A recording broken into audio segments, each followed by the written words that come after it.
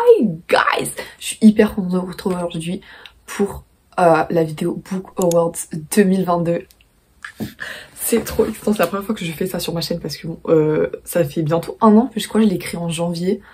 Du coup, waouh, ou février je crois, parce que ma première vidéo c'est mes meilleures lectures de janvier du coup 2022. Du coup, bref. Merci de me suivre jusqu'ici, merci d'être là. Donc, les Book Awards, qu'est-ce que c'est? En gros, je vais résumer mes meilleures lectures, mais en mode avec un peu de fun, puisque je vais attribuer des awards que j'ai inventés aux livres. Parce que ouais, je pensais trop c'était un tag et tout, mais en fait, c'est les gens qui inventent. Du coup, moi, je trouve ça trop cool. Du coup, je vais penser à mes meilleures lectures, je vais leur donner des awards, et après, ça va être très fun. Enchantée, c'est Marine du montage. Donc en fait, je dis que c'est pas un tag, mais c'est un tag. C'est juste qu'en fait, je sais pas pourquoi, mais de quelle raison, je n'ai pas trouvé le tag. Et du coup, je me suis dit, je vais inventer les questions. En mode, je vais juste mettre des words. Et du coup, je sais qu'il y en a certains qui font ça. Du coup, je me suis approprié le concept comme ça. Si ça se trouve, d'autres gens, ils ont déjà fait ça. Moi, je sais pas, je suis un peu perdue. Et voilà, j'espère que ça va vous plaire. Bref, du coup, juste avant de commencer, on va regarder mon bilan Goodreads qui est là. Je vous mettrai capture d'écran de ça. Du coup, Goodreads, vous savez, c'est l'application où on peut mettre tous les livres. Enfin, il y a pratiquement tous les livres de cette terre sur cette application. Et après, on peut mettre une note de 1 à 5, etc. Enfin bref. Et du coup, chaque année, ils font une rétrospective de notre année. My Year in Books. Donc, donc cette année, j'ai lu 47 livres, ce qui est vraiment pas mal. Parce que dites-vous que l'année dernière, j'ai lu 24 livres. Donc c'est pratiquement le double. Donc c'est incroyable. C'est vraiment, voilà, je slay, vraiment, Wouhou! Oh mon dieu, je suis déjà hyper gênante dans cette vidéo, j'en ai marre. Et aussi cette année, j'ai commencé à lire en VO et je crois, j'avais fait le calcul, je crois j'ai genre 22 livres en VO. Donc that's fun. Ensuite, j'ai lu 17 641 pages. On s'en branle un petit peu. Le plus petit livre que j'ai lu, c'est Les grandes épopées des chevaliers de la table ronde. Je me souviens pas d'avoir lu ce livre, c'est bon pour vous.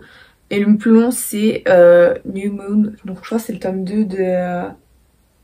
Ouais, c'est le tome 2 de Twilight. Bref, vraiment meilleure lecture. Non, je rigole, j'ai pas du tout aimé. J'ai lu en moyenne, enfin chaque livre en moyenne, il faisait 375 pages. Ce qui est, enfin voilà, c'est un livre lambda quoi. La moyenne de mes notations est de 3,8. Donc franchement, c'est plutôt pas mal. Sachant que pour moi, si vous voulez... Pour faire un peu une idée, 2 étoiles. Je n'ai jamais mis en dessous de 2 étoiles à un livre. Parce que, je sais pas, par respect ou genre, je sais pas. Bref, 2 étoiles pour moi, c'est genre vraiment pas du tout aimé. 3 étoiles, c'est en mode genre, ça fait le taf, c'était bien, mais c'était pas incroyable. 4 étoiles, c'est en mode genre, c'est un bon livre, vraiment incroyable. Enfin, pas forcément incroyable, mais juste en mode, c'est un bon livre, mais il n'y a pas eu ce truc en plus qui fait que genre, c'est un 5 étoiles. Les 5 étoiles, c'est vraiment en mode, oh my god, ce livre est incroyable et tout.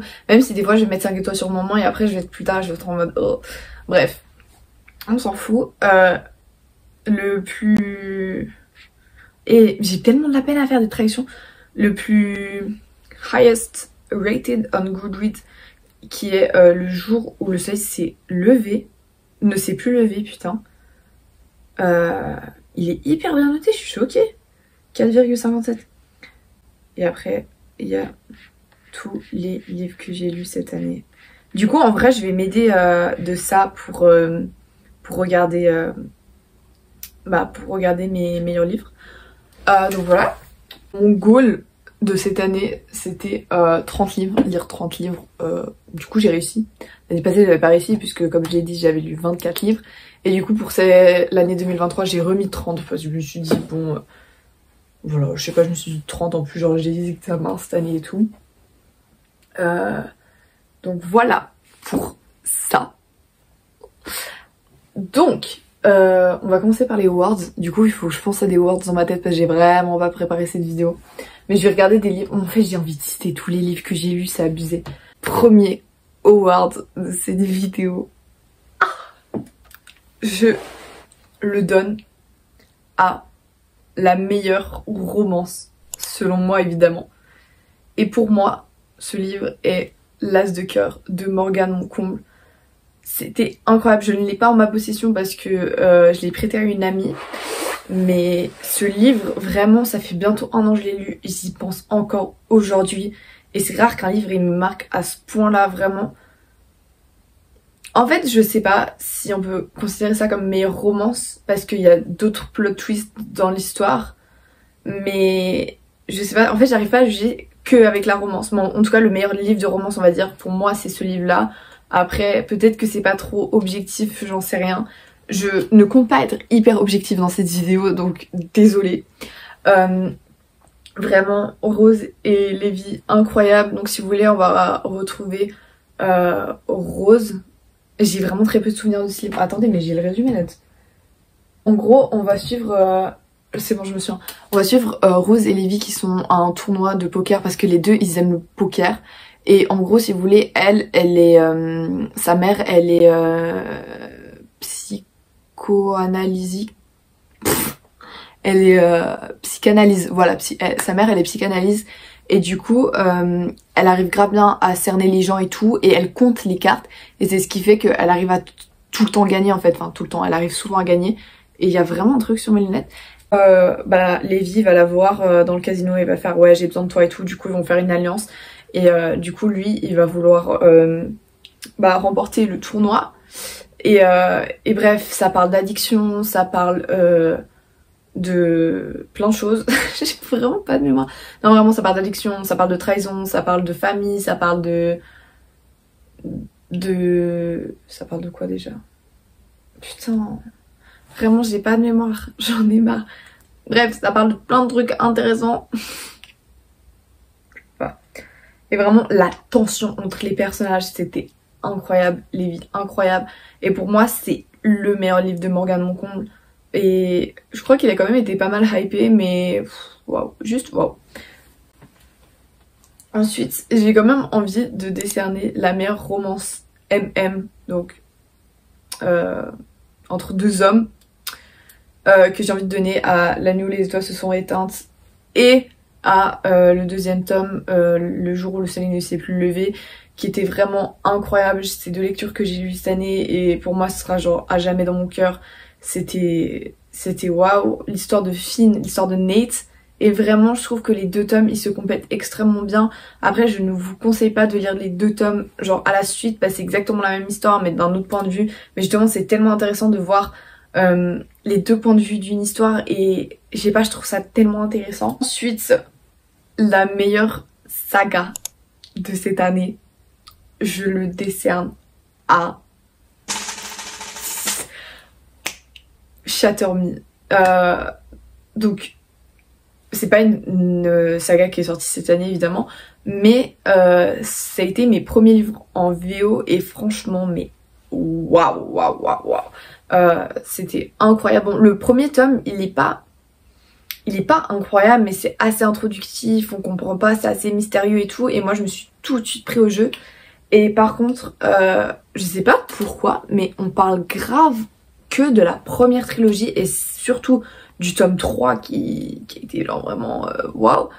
Mais pour moi, la deuxième trilogie, parce qu'en gros c'est une saga qui est en 2 trilogies, et pour moi ça va grave dans la continuité, et que la deuxième trilogie elle apporte grave des réponses aux questions, et juste les petites incohérences qu'il y avait dans les tomes précédents, bah ils sont résolus là-dedans, et puis ça se voit que l'auteur a vraiment réfléchi à comment évolue l'histoire, comment évoluent ces personnages, et de voir l'évolution des personnages, franchement c'était incroyable. Du coup le prochain Wars, j'ai envie de mettre le meilleur Dark Academia vibes. Et je sais qu'il y en a, ils vont me tuer un peu parce que genre, je lis pas beaucoup de trucs Dark Academy comme genre, on va dire. Du coup, vous allez grave être en mode such a basic girl. Mais pour moi, la série The Inheritance Game, pépitas. J'ai pas encore lu le 3e tome. Il faut que je lise le 3e tome, mais j'ai pas envie de lire le 3e tome, mais j'ai pas envie de quitter les personnages. Du coup, je repousse de ouf. Donc ici en gros on va suivre Avery qui du jour au lendemain elle va recevoir un message et elle va dire ce gars-là il est mort, genre évidemment il est riche, le gars qui est mort, il t'a légué tout son héritage. Et elle ne connaît pas ce mec. Et après des mystères et tout, vraiment incroyable. Après même si je sais que sur TikTok, bon maintenant j'ai plus TikTok, mais sur TikTok quand j'étais sur TikTok, bah du coup ils parlaient grave beaucoup de la romance, vous savez. Du coup je suis grave en mode ne lisez pas ça pour la romance parce qu'en plus il y a un triangle amoureux et tout et genre juste pour moi c'est genre en plus, mais c'est pas ça qui m'intéresse dans l'histoire techniquement. Même si j'ai envie qu'elle finisse avec Grayson. Voilà, me spoilez pas s'il vous plaît. S'il vous plaît. Non, me spoilez pas. Mais bref, ce livre incroyable, genre vraiment un page turner, genre on ne voit pas les pages défiler. J'ai de la peine à parler. Oh. Le prochain award est attribué à la meilleure biographie, on va dire. Donc vous allez comprendre quand je dis ce livre. Je ne peux pas faire cette vidéo sans citer Daisy Jones and the Six de Taylor Jenkins Reid. Ce livre était incroyable. Je sais qu'on en parle énormément, mais pour moi c'est un livre qui mérite tellement sa hype. En gros, si vous voulez, on va suivre Daisy Jones and the Six, qui est un groupe de musique, et on va les suivre depuis leur début, etc. Et genre, en gros, tout le livre, c'est une interview, et c'est que ça, et genre vraiment, mais incroyable. En fait, t'as tellement l'impression que les personnages, ils existent, et tu te sens tellement seul quand tu te dis, bah non, en fait, genre, tu les connais pas, genre, ils existent pas. Genre, vraiment, ça, c'est le truc qui me rend le plus triste au monde. Bref, j'ai beaucoup trop aimé ce livre, c'était... Waouh, vraiment, c'était incroyable. J'aimerais attribuer le prochain award au livre le plus humain que j'ai lu. Je sais pas si c'est le bon adjectif, mais sans trop grande surprise si vous avez suivi mes dernières vidéos. You'd Be Home Now de Kathleen Glasgow. Je sais pas trop comment on prononce son nom. Mais waouh, ce livre est vraiment été tellement humain, tellement réaliste. Vraiment que ce soit du début à la fin, c'était tellement touchant. Et c'était pas en mode je mets des artifices pour masquer la réalité parce que c'est de la fiction. Non, c'était vraiment hyper réel comment c'était écrit. C'était assez genre touchant et on pouvait grave s'identifier au personnage. En tout cas, moi je me suis identifiée au personnage parce que c'est des sujets qui m'ont touchée, qui me parlent, voilà. Et les personnages sont vraiment, mais vraiment ultra attachants. Ouais, enfin vraiment, waouh, ce livre, il va faire mal, mais il faut avoir mal. Non, ce que je veux dire, c'est qu'en mode il faut avoir mal pour réaliser certains trucs et blablabla. Anyways, je pense que le prochain award, je vais décerner du coup à la meilleure fantasy young adulte, on va dire, que j'ai envie de donner à Kingdom of the Wicked parce que c'était incroyable. C'était vraiment trop cool. J'en ai parlé dans mes dernières vidéos, du coup j'ai trop la flemme de refaire un résumé, surtout que chaque fois que je m'embrouille. Mais c'était vraiment incroyable. Et après j'ai aussi envie de citer le deuxième tome du Prince Cruel, je crois que je l'ai lu cette année. Ouais, je l'ai lu cette année, vraiment. Je crois que c'était vraiment c'était un coup de cœur. Mais j'ai tellement été déçue par le troisième tome que genre je suis vraiment en mode Du coup bon voilà, c'est un peu triste mais bon, c'est la vie, ça arrive. Et aussi Chasseur de flammes que j'ai également beaucoup apprécié. Et j'ai envie de faire une dernière catégorie, Book Awards, du Awards du non-fiction, d'un livre de non-fiction, donc / développement personnel, sachant que j'en ai lu que un, je crois. Du coup, c'est pas hyper objectif. Qui est La puissance de l'acceptation de Lise Bourbeau. Donc Lise Bourbeau, je pense que vous la connaissez, elle a écrit les 5 étoiles les 5 étoiles, waouh, les 5 blessures qui empêchent d'être soi-même. Et ce livre, vraiment, moi j'ai beaucoup aimé, vraiment ce livre, waouh. Genre, ça m'a grave changé la vie. Mais après, en fait, je suis grave en train de reprendre du recul là-dessus. Bah, je me dis, c'est pas parce que c'est écrit dans un livre que c'est vraiment vrai. Il y a des phrases que j'ai pris trop à cœur, on va dire, et que du coup, genre, j'ai trop voulu appliquer directement ça et que genre, j'étais en mode, c'est comme ça, genre, c'est écrit, du coup, ça veut dire que c'est ça. Et finalement, je me suis trompée sur un truc. Après, c'est peut-être moi qui ai mal interprété la phrase, qu'on soit bien d'accord. Et bref, et du coup, je sais pas, j'ai aimé, genre, avoir juste en tant qu'expérience de lecture, on va dire, c'était incroyable. Et j'ai aussi envie de citer, même si je l'ai pas terminé, Atomic Habits, même si je l'ai pas terminé. Mais je crois que je termine pas mes phrases aussi, ça c'est aberrant. Donc celui-là, je l'ai juste à côté, du coup je le prends. Atomic Habits de James Clear. J'espère trop qu'on prononce son prénom, je suis à la page 153, du coup je l'ai pas fini. Mais vraiment, ce livre est incroyable, il faut trop que je le finisse déjà, il faut trop que vous le lisiez, bah, vraiment incroyable. C'est en mode comment genre des petits impacts, enfin sur des petits trucs dans votre vie, il peut avoir un grand impact dans le futur et vraiment incroyable. Du coup voilà, je crois que c'est tout ce que j'avais à dire. Alors oui, on est vraiment 2 jours après, j'ai pas la même tenue, c'est perturbant, je sais, mais vous allez vous prendre. En gros, j'avais déjà préparé ma vidéo, je l'avais upload pour ce soir 18h. Mais normalement je vais réussir à la ré-upload ce soir 18h. Et en fait j'ai appris que c'est un livre que j'ai présenté dont je ne vais pas citer le nom. L'autrice était très problématique et qu'il y a eu un gros drama hier sur TikTok. Et du coup moi je me dis je ne peux pas savoir ça et faire l'aveugle.